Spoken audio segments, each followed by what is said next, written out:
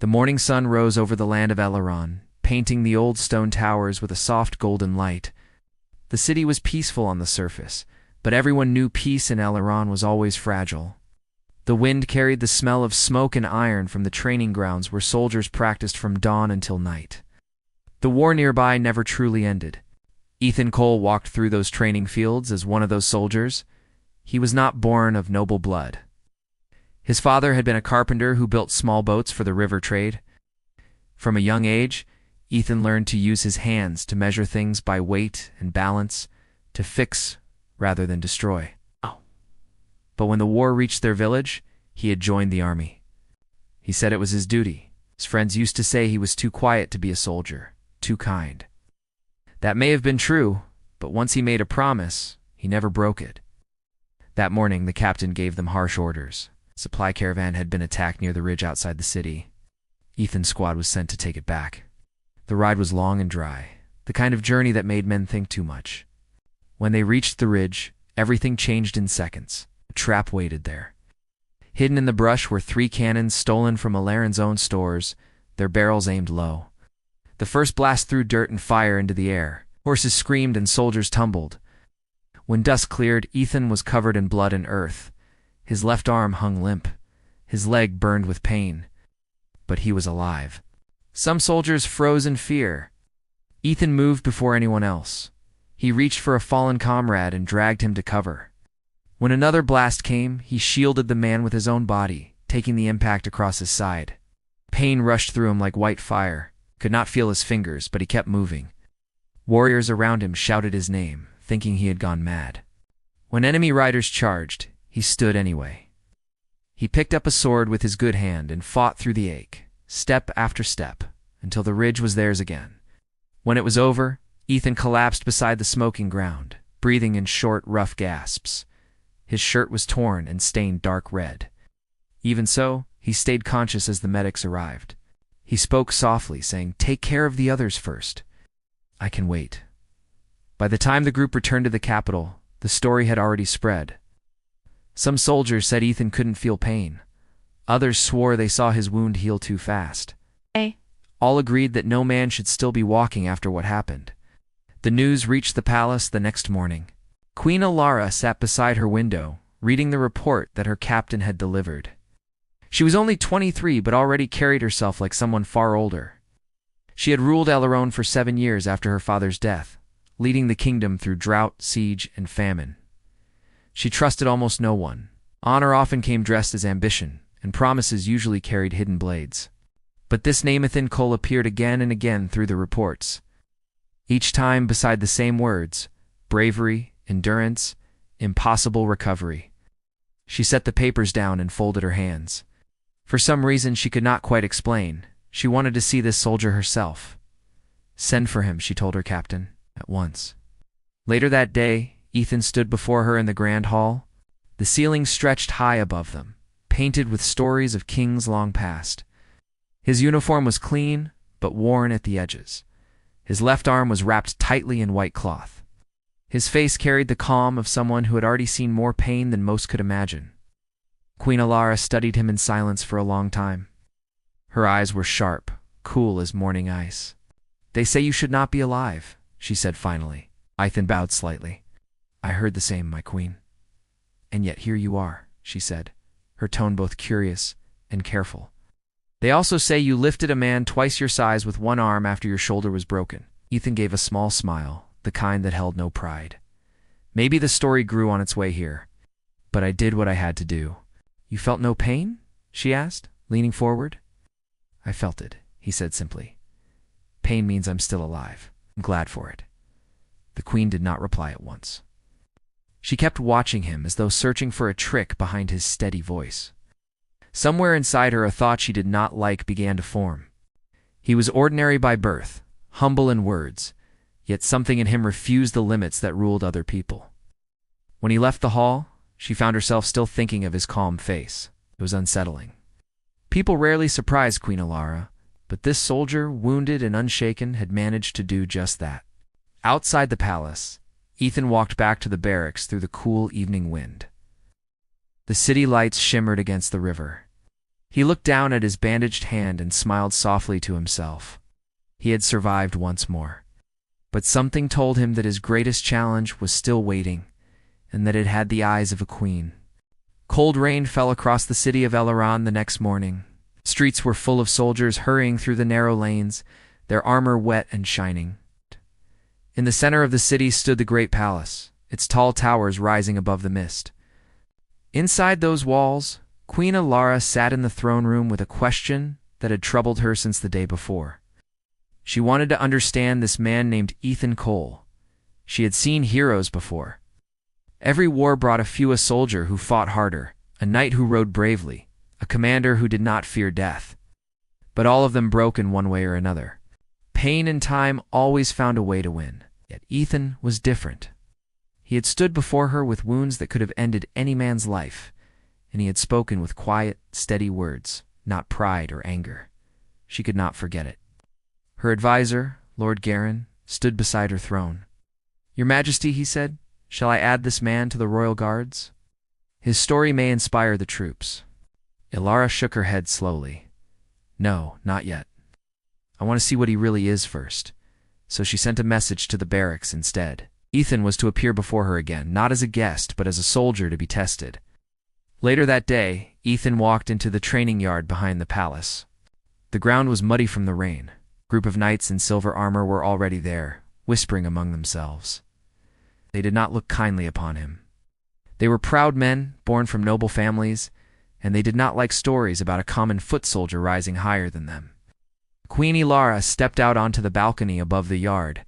Her royal cloak moved with the wind as she looked down. "Captain Roll!" she called. "Let us test this soldier's strength and truth." The captain bowed. "As you command, my queen." Ethan stood waiting with a quiet look. He had faced battle before, yet somehow this moment felt heavier. The knights circled him, wooden spears in hand. A horn sounded, and the fight began. They came at him fast, but Ethan's movements were sharp and sure. He stepped aside, blocked one, ducked another. Even with his injured arm, he fought with control and precision. When one knight swung too wide, Ethan caught the strike on his shoulder and pushed him back into the mud.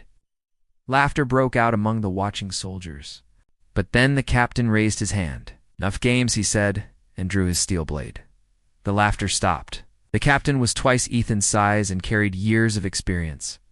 They fought in hard silence, the sound of metal echoing through the yard. The queen watched closely. At last, the captain struck Ethan's arm and reopened an old wound. Blood ran down his sleeve, yet Ethan did not fall. He took a deep breath, tightened his grip on the sword, and kept fighting.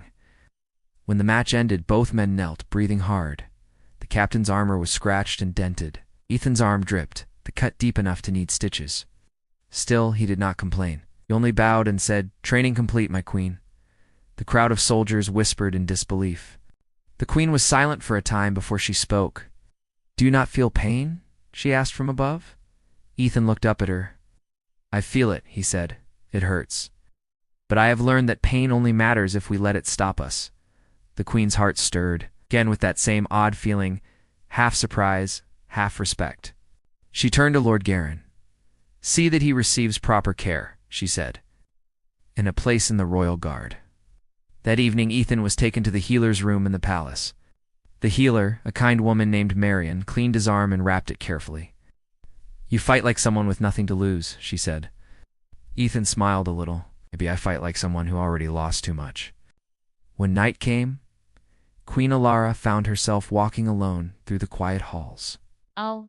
The windows were open to the cool breeze, carrying the scent of wet stone and wood. She stopped near the healer's room without meaning to. Through the doorway, she saw Ethan sitting quietly by the fire, staring at the bandage on his arm. He looked calm, even peaceful.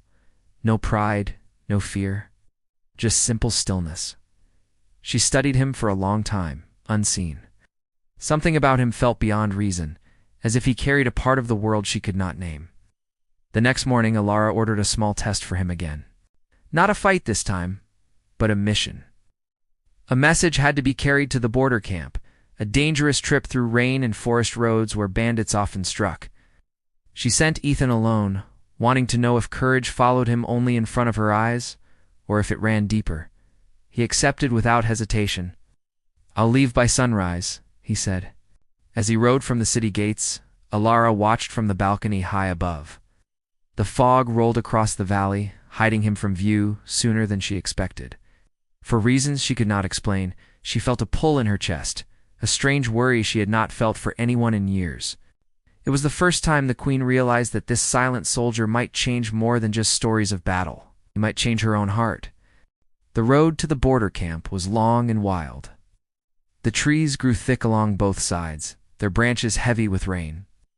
The ground turned to mud beneath each step of Ethan's horse. He rode with quiet patience, his cloak soaked, but his eyes alert. He had carried messages before, though never one this important. The Queen herself had sealed it with her royal crest, and the wax was still fresh. He thought of her as he traveled. Her face came to his mind, the way she had looked down at him from the balcony, calm yet searching, like someone trying to solve a puzzle. He did not understand what she wanted from him, yet he could not forget the sound of her voice when she said his name. Hours passed. The forest grew darker. A crow called from the trees, breaking the silence. Ethan slowed his horse and listened closely. Then he heard something else, soft movement, the faint shuffle of boots against wet earth. He stopped completely. The next second, 3 men stepped onto the road ahead. Bandits. Their clothes were torn and dirty, their faces hidden behind cloth wraps. One carried a rusted sword. Another held a bow. "Nice horse," one of them said. "You can go on foot. Leave the bag." Ethan's voice stayed calm. "I cannot do that. This message belongs to the Queen." The bandits laughed. "Then she need to find another man to deliver it." Before they could move, Ethan swung off the horse and stood on the muddy road, rain dripping from his hair. The first man came forward with a knife, quick and low. Ethan turned aside, caught the man's wrist, and twisted until the knife dropped. Then he hit him in the chest with his good shoulder, sending him down. The second man raised his bow, but Ethan was faster. He kicked up a clump of mud, blinding him for a moment, then rushed forward and struck the bow aside. The last bandit ran at him with both hands on his sword. Ethan met him head-on. The blade cut across his side, tearing through cloth and skin, but he pushed through the pain and knocked the weapon away. When it was over, 2 men lay groaning on the ground, and one had already fled into the trees. Ethan breathed hard, holding his injured side. He knew the cut was deep. Still, he lifted himself back onto his horse and continued the ride. By the time he reached the border camp, he was pale and shaking from blood loss. The guards at the gate froze when they saw him. "What happened?" one shouted. "Trouble on the road," Ethan said simply, handing the sealed message to the commander. From Queen Alara. The commander broke the seal and read the message at once. His eyes widened. "She wants us ready for inspection within 3 days," he said. Then he looked back at Ethan. "You need a healer now." Ethan smiled faintly as they helped him down from the horse. Later he whispered, "First finish her order," but he did not stay awake long enough to see their answer. When word reached the palace that Ethan had completed his task despite being wounded, Queen Alara's hand went still above her desk. She looked at Lord Garen, who stood nearby. "He was attacked?" she asked quietly. "Yes, my queen," the lord said. "But he survived again. They say he fought through pain that would have broken anyone else." Alara walked to the window, the sound of rain steady outside. She stared down at the courtyard, at soldiers training below. Her chest felt tight. Bring him back as soon as he can travel. Days later, Ethan returned to the palace. His side was wrapped in clean cloth beneath his coat. The moment he entered the throne room, Alara dismissed everyone else, wanting to speak to him alone. He bowed, "Your Majesty." Her voice was soft but firm. "Why do you always stand when your body needs rest?" He smiled a little. "If I rest too soon, I might not get up again." "You risked your life for a message," she said. "Do you think I asked for that?" "I think you asked for what the kingdom needs," he replied. "And I follow orders." For a long time she said nothing. Then she walked closer until they stood only a few feet apart. "And if I order you to stop risking yourself?" He looked at her, his gray eyes steady. "Then I will try, but I cannot promise. Some things must be done, no matter the risk." Alara wanted to be angry, but instead she laughed softly, almost against her will. "You are impossible," she said. Maybe Ethan answered. "But impossible things have a way of keeping this kingdom alive. That night, when he had gone, she remained in the quiet hall, thinking of his words. All her life, she had believed strength meant never needing others. Now, for the first time, she wondered if real strength was something else entirely. Outside, the storm passed, leaving the stars bright over Alaran. Somewhere beyond the palace walls, Ethan walked through the dark streets, with his hand pressed against his side. Every step hurt, but he smiled to himself. Pain was nothing new to him, and he knew in his heart that the Queen's eyes would not leave his mind again. The sun rose quiet and clear over the palace. The rain had stopped, leaving silver drops on the stone walls and green gardens. Queen Alara stood by her window early that morning. She should have felt calm after the victory at the border, but her thoughts were restless. She had not spoken to Ethan since he returned.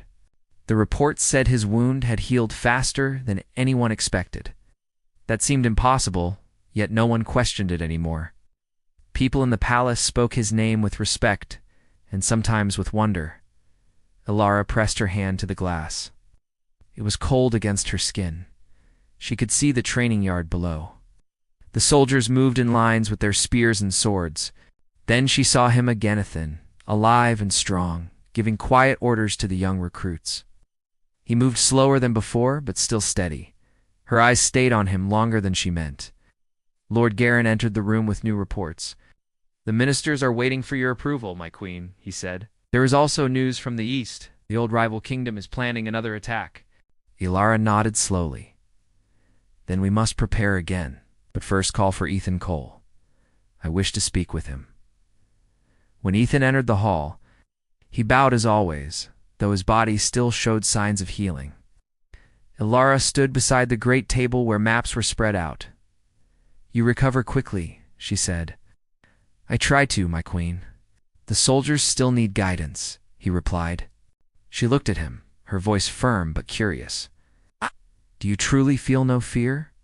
He paused before answering. "Fear is part of every man. The difference is what we do while we are afraid." His words lingered in the quiet air. Alara turned to the map again. "Then you will lead again. Take a small team to the eastern front. Scout the enemy's movement. Turn before sunset." Ethan bowed once more. "So you command." He left at once with 5 soldiers through the east gate. The road ahead led through open fields and narrow valleys filled with fog. Everything seemed calm at first, but by midday the traps began. An arrow flew through the air and struck one of the men. The others dropped flat to the ground.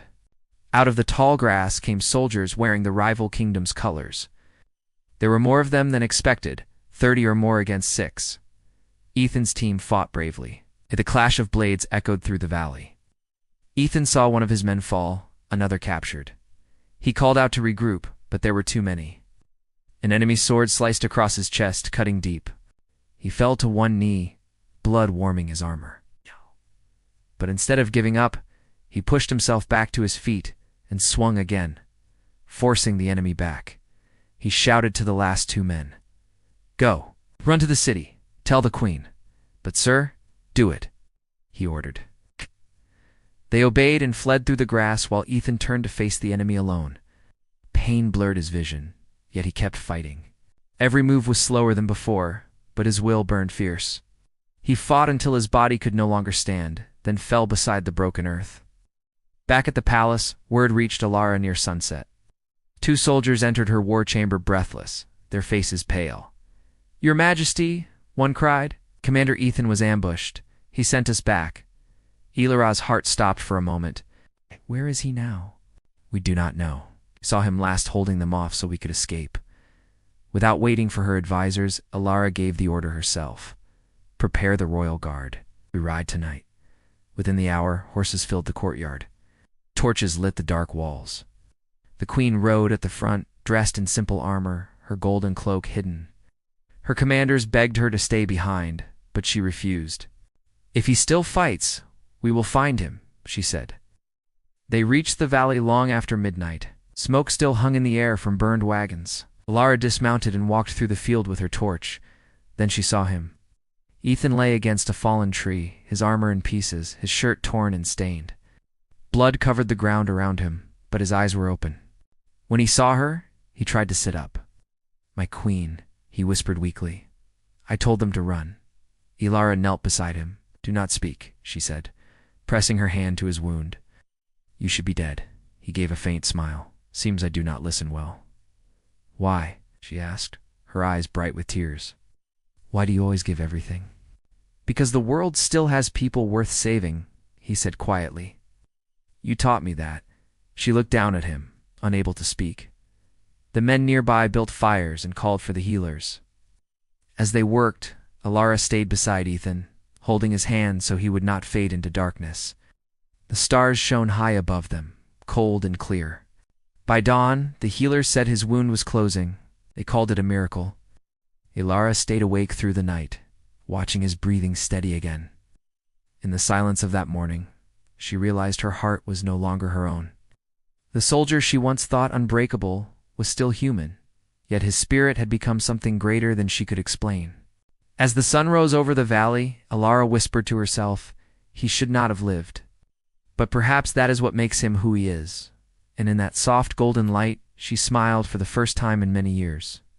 The morning air was cool and bright over the valley. Quiet mists still rested on the grass, but the smell of smoke and battle had faded. Queen Ilara stood outside a small tent, where Ethan lay resting. He had survived the impossible again. The healers whispered to each other that no man could lose so much blood and still open his eyes. Yet Ethan had done it. Spirit was like iron under fire. Ilara walked inside softly. The room was dim, lit only by a single lantern. Ethan's face looked pale, but when he saw her, a tired smile crossed his lips. My queen, he said weakly. You should not be here. It is not safe. She moved closer, her cloak brushing against the ground. I decide what is safe, she replied. You gave your life for my kingdom. I will not stand far away. He tried to sit up, but she placed her hand on his shoulder. Rest, she said gently. You've done enough. Ethan leaned back against the pillow. His voice was faint. My men, are they safe? They are alive, Ilara said. You saved them all. A peaceful sigh left him. Good, that is what matters. For a moment, neither spoke. The sounds of the waking camp filled the silence, the whinny of horses, the crackle of a fire, the soft talk of soldiers. Then Ilara looked at him again. You always give everything to others. Do you ever think of yourself? Ethan smiled faintly. Maybe one day. But not while there's still more work to do. Ilara watched him closely. His words were simple, but behind them was something deeper, something fearless and kind. She had met generals who boasted, and nobles who promised loyalty only for reward. Ethan asked for nothing. That made his strength even greater.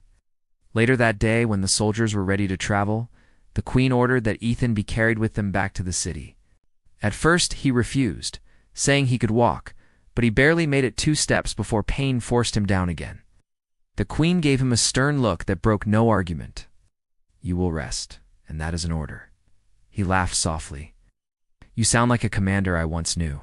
Back in Eleron, the city welcomed their return with cheers. Everyone had heard the story of Ethan's fight. People lined the streets to see the man who had faced a whole army and lived. They threw flowers at the road and called his name. Ethan felt both grateful and shy under their voices. He did not see himself as a hero. He only saw the faces of those who had not returned and wished they could be there too.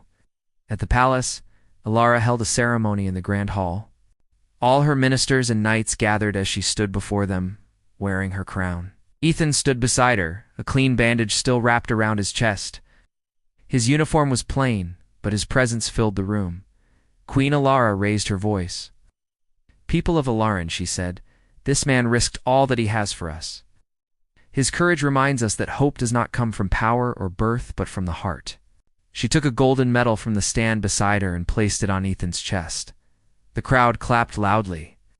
Ethan bowed, unsure what to say, then spoke in his low, steady voice. A medal belongs to all who fight beside me, he said. Every step I take for them, and for our queen. When the cheering faded, Ilara stepped close and whispered softly so only he could hear. You are more than a soldier to this kingdom now, you are. It's proof that strength has no limits. Days turned into weeks, and peace slowly returned to Ilaran. The enemy withdrew, defeated not by numbers, but by the courage of one man and the will of a queen who refused to let him fall. Ethan spent his days walking through the gardens, still recovering, sometimes sitting by the fountain where children played and laughed. They often asked him to tell stories of his battles, but he spoke not of blood or victory, spoke of kindness, of staying strong when life hurt most. Queen Alara visited him often. Without her crown, she looked less like a ruler and more like the woman she had forgotten to be. They walked together through the quiet paths, talking about the city, the future, and sometimes about nothing at all. One evening, as the sun disappeared beyond the hills, Alara turned to him. "Ethan," she said softly, "I once believed a queen must stand alone.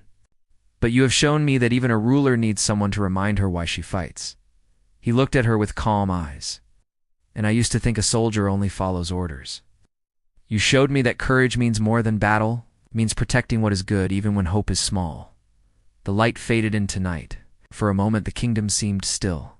Many years later, songs were written about those days. They told of a brave queen and a humble soldier who stood together against the storm, who taught the world that true power lies not in crowns or swords but in the endless strength of the human heart.